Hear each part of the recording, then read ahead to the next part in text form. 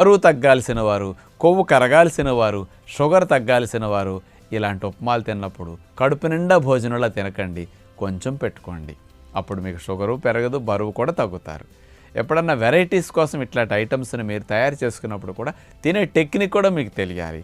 అంత high calories ఉంటాయి కాబట్టి అంత ఒబేసిటీ షుగర్ ఉన్న వారికి రికమెండేషన్ చేయటం మంచిది కాదు, కాబట్టి తగ్గించి తినమని తెలియచేస్తూ ఉన్నాం. ఈ అవగాహనతో మీరు తినండి. పిల్లలకు కూడా ఇలాంటి ఉప్మాలు పెట్టుకున్నా, ముసలివారికి పెట్టుకున్నా వాళ్ళకి చక్కగా మోషన్ బాగా అవుతుంది, మంచి బలంగా అనిపిస్తుంది, కడుపులో హాయిగా అనిపిస్తుంది అనమాట. ఉప్మాలంటే నూనెలు పోస్తారు, ఇక్కడ అసలు నూనె వేయకుండా టేస్టీగా ఉప్మా చేసుకునే టెక్నిక్ చూపించాం కాబట్టి ట్రై చేయండి. అందరికీ సెలవు, నమస్కారం.